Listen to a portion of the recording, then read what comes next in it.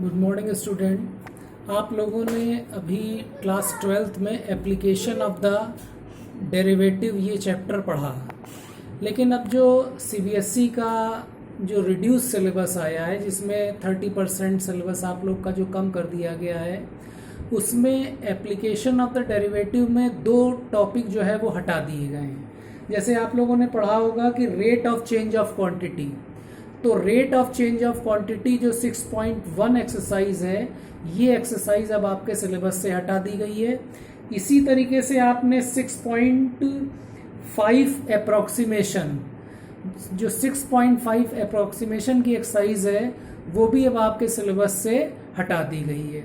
तो application of the derivative में जो टॉपिक्स आप लोग को पढ़ने हैं वो increasing function, decreasing function, tangent, normal and maxima minima, ये आप लोगों को पढ़ना है। तो अभी लास्ट वीक में आप लोगों ने मैक्सिमा मिनिमा की कुछ प्रॉब्लम्स करी हैं। अब जो है आप लोग का नया टॉपिक जो शुरू होगा वो इंटीग्रेशन होगा, और इंटीग्रेशन जो है वो सेकेंड बुक का सबसे इम्पॉर्टेंट टॉपिक्स है, क्योंकि इसके बाद जो 2 नेक्स्ट चैप्टर हैं, डिफरेंशियल इक्वेशन और एप्लीकेशन ऑफ द इंटीग्रेशन, वो भी इंटीग्रेशन पे ही बेस्ड है। और इंटीग्रेशन में आपको बहुत ज़्यादा प्रैक्टिस करनी पड़ेगी, क्योंकि डिफरेंशिएशन में तो अगर कोई क्वेश्चन दे रखा है तो हम चेन रूल अप्लाई करके उसको डिफरेंशिएट कर सकते हैं, लेकिन इंटीग्रेशन में डायरेक्ट इंटीग्रेशन का कोई मेथड नहीं है। इसके लिए आप लोगों को सब्स्टिट्यूशन या फार्मूले का प्रॉपर एप्लीकेशन ये सब आना चाहिए, और ये प्रैक्टिस से ही आएगा। यानी इंटीग्रेशन, कुल मिला के कहने का मतलब ये है कि इंटीग्रेशन में आपको काफ़ी ज़्यादा प्रैक्टिस करनी पड़ेगी। तो एक्चुअल में बच्चों, इंटीग्रेशन जो है it is a reverse process of differentiation. Integration को जो है हम डिफरेंशिएशन का रिवर्स प्रोसेस कहते हैं। जैसे हम कहें कि let d/dx of capital fx, इसका डिफरेंशियल कोफिशिएंट जो है वो स्मॉल fx है, तो हम ये कहेंगे कि स्मॉल fx का जो इंटीग्रेशन है वो कैपिटल fx होगा, और इसको लिखेंगे कैसे? Integration of small fx with respect dx। इसका मतलब इस फंक्शन को हम x के रिस्पेक्ट में इंटीग्रेट कर रहे हैं, तो ये हो जाएगा कैपिटल fx प्लस c। इसको सिंपल लैंग्वेज में हम ये कह सकते हैं कि डिफरेंशिएशन में जो क्वांटिटी होती है या जो वेरिएबल होता है वो डिक्रीज करता है, लेकिन इंटीग्रेशन में जो है वो क्वांटिटी ऐड होती है या इंक्रीज होती है। तो ये हम ये कह सकते हैं कि the process of differentiation and integration are inverse of each other, यानी इंटीग्रेशन जो है वो डिफरेंशिएशन का रिवर्स प्रोसेस है। तो जैसे अगर हम कहें कि integration of differentiation of any function, किसी फंक्शन की डिफरेंशिएशन को अगर हम इंटीग्रेट करें तो we will get the function. इसी तरीके से अब अगर हम कोई इंटीग्रेशन है और इस इंटीग्रेशन को अगर डिफरेंशिएट करें x के रिस्पेक्ट में, तो इस केस में भी हमको फंक्शन fx मिलेगा। तो सिंपल लैंग्वेज में अगर हम समझें तो इंटीग्रेशन जो है वो डिफरेंशिएशन का रिवर्स प्रोसेस है। अब हमको ये समझना है कि इंटीग्रेशन जो है वो ज्योमेट्रिकली क्या रिप्रेजेंट करता है। जैसे हम कहें कि integration of small fx dx is equal to capital fx plus c, जहां पे c जो है, c is a constant of integration, constant of integration. तो अब ये जो है ज्योमेट्रिकली फैमिली ऑफ कर्व्स को रिप्रेजेंट करेगा।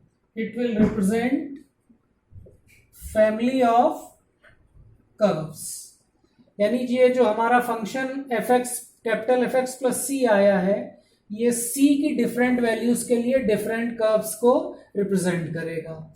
तो अब जैसे क्लास 11 में जो हम लोगों ने फार्मूले पढ़े थे, जैसे हम लोग ने ये फार्मूला पढ़ा था कि D upon D x of sine x, ये कॉस एक्स होता है।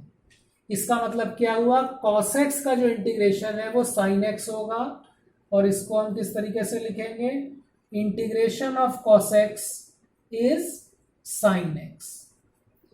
फिर इसी तरह हमने पढ़ा था differentiation of tan x is sec square x, यानी सेक स्क्वायर एक्स का इंटीग्रेशन जो है वो 10x हो जाएगा। अच्छा, हर इंटीग्रेशन में कांस्टेंट ऑफ इंटीग्रेशन हम ऐड जरूर करेंगे। इसको ऐड करने का रीजन ये है कि जब किसी भी फंक्शन को हम डिफरेंशिएट करते हैं तो जो कांस्टेंट होता है उसका डिफरेंशिएशन 0 हो जाता है। तो जब कांस्टेंट का डिफरेंशिएशन 0 हो जाता है तो इंटीग्रेट करने पे हमको ये नहीं पता लग पाएगा कि क्या कांस्टेंट टर्म यहाँ पे रहा होगा। तो इसलिए हर इंटीग्रेशन के साथ हम कांस्टेंट ऑफ इंटीग्रेशन ऐड करेंगे। अब एक जैसे हम लोगों ने फार्मूला पढ़ा था D upon D x of log x, ये 1 अपॉन एक्स बेस ई। इसका मतलब क्या हो गया कि 1 अपॉन एक्स का जो इंटीग्रेशन है वो log x to the base e plus C हो जाएगा। तो सबसे पहले हम लोग वो बेसिक फार्मूले पढ़ेंगे जो क्लास 11th में हम लोग ने पढ़े थे। बस थोड़ा दो नए फार्मूले हैं। पहला ये कि integration of x to the power n, this is equal to x to the power n plus 1 upon n plus 1 plus c, where n should not be -1, n की वैल्यू जो है वो -1 नहीं होनी चाहिए। दूसरा, integration of a to the power x, this is equal to a to the power x upon log a to the base e plus c। तो सबसे पहले हम लोगों ने करीब क्लास 11th में 15 या 16 फार्मूले पढ़े थे।